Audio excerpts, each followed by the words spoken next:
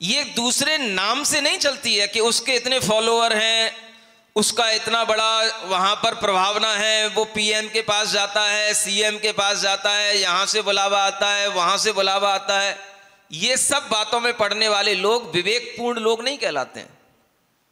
विवेकी व्यक्ति वह देखता है कि इसकी हकीकत क्या है, ये व्यक्ति कहाँ से बोल रहा है, ये है क्या है, इसने कहाँ से सीखा है, किसका अनुसरण कर रहा है, इसकी सत्यता क्या है, इसका स्वयं का अपना जीवन क्या है। और किसी की भी गहराई में जाकर के देख लेना, उनका स्वयं का जीवन या तो तुम्हें देखने नहीं दिया जाएगा, वहां तक तुम पहुंच नहीं पाओगे। दुनिया में जितने भी बड़े बड़े गुरु हैं, उनके आश्रमों के उन कमरों तक तुम कभी पहुंच नहीं पाओगे, जाके देख लेना आप। और जो निर्गुण दिगंबर गुरु रहते हैं, वो हमेशा खुले बैठे रहते हैं, उनके कोई कमरे नहीं होते हैं। कहीं भी अगर कमरे में भी बैठे होंगे तो किसी को रोकते नहीं है, और कभी भी आपके लिए उनकी एंट्री हो सकती है। निर्गुण गुरुओं की सबसे बड़ी पहचान है, उनका कोई मठ नहीं, कोई आश्रम नहीं, उनके लिए कोई रोकने वाला नहीं। और अगर कोई सुन भी लेते हैं कभी कि किसी को रोकने के लिए कहा जा रहा है, तो वे खुद कमरे से उठ करके बाहर आ जाते, भैया किसी को रोको मत, आने दो। लेकिन आपको इतने साधारण लोग कभी भी असाधारण नजर नहीं आएंगे। आपको हमेशा असाधारण लोगों में ही असाधारणता नजर आएगी, क्योंकि वहां तक आपकी पहुंच नहीं हो सकती है। और इसी कारण से एक बहुत बड़ा माहौल बनाया जाता है, बड़े बाबा बड़े बाबा, बड़े गुरु, ये जो बड़ा बड़ा जो माहौल बनाया जाता है, ये माहौल इसीलिए बनाया जाता है। लेकिन जो वास्तव में विवेकी लोग होते हैं, वो हमेशा असली की पहचान, नकली की पहचान जानते हैं। ये असली और नकली की पहचान अगर आपको नहीं आई, तो आप कभी भी विवेकवान नहीं कहला सकते, आपके अंदर कभी भी सच्ची श्रद्धा नहीं आ सकती।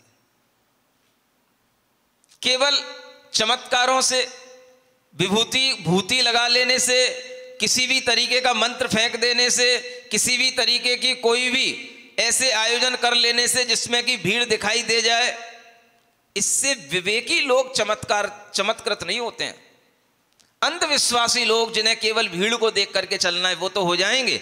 लेकिन विवेकवान पुरुषों के लिए तो यही चाहिए कि व्यक्ति की सच्चाई क्या है और व्यक्ति के व्यक्तित्व की सच्चाई क्या है।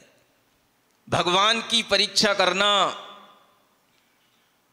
कौन से धर्म गुरुओं को माना जाए, कौन से धर्म शास्त्रों को माना जाए, कौन से भगवान को माना जाए, क्योंकि दुनिया में भगवान की भी बाढ़ आई हुई है। समझ आ रहा है? हाँ, बाढ़ है, बाढ़। कितने भगवान, अब उनके बीच में कोई एक तो सच्चा तो होगा। नहीं समझ में आया? आचार्य समंतवत परीक्षा लेते हैं तो वो कहते हैं कश्चिद एको भवेद गुरु। मैं मानता हूं कि बहुत सारे भगवान हैं, दुनिया के लोग अपने आप को सर्वज्ञ कह रहे हैं, लेकिन एक तो उनमें गुरु होगा, एक तो उनमें सच्चा होगा। बस उस एक की खोज करना है, सच्चा कौन है।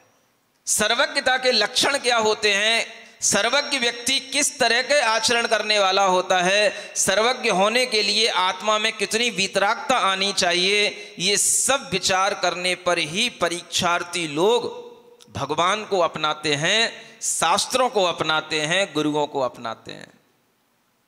केवल पंथ के व्यामों में नहीं, पंथ के व्यामों में पढ़ करके जो लोग कुछ अपना लेते हैं, उन्हें अपने गुरुओं पर भी विश्वास नहीं रहता है। यही तो वजह है कि आज जैन धर्मावलंबियों को भी देखोगे तो उन्हें अपने धर्म गुरुओं के पास आना जाना तो होता है, लेकिन उन्हें कोई श्रद्धा नहीं होती है। इसीलिए उन्हें जहां कहीं भी दिखाई देता है कि हमारी मनोकामनाएं यहां सिद्ध हो रही हैं, वहां सिद्ध हो रही हैं, वो वहीं पहुंच जाते हैं। ये बाबा आ रहे हैं, वो बाबा आ रहे हैं, वो वहीं पहुंच जाते हैं। ऐसे कितने ही लोग होंगे जो कौन कौन से बाबाओं के चक्कर में पड़ चुके होंगे और उनकी कृपा ले चुके होंगे, और वो सब जैन लोग जानते हैं कि ये सब कुछ नहीं है, लेकिन फिर भी मन है कि मानता नहीं है। बस वही वाली बात है।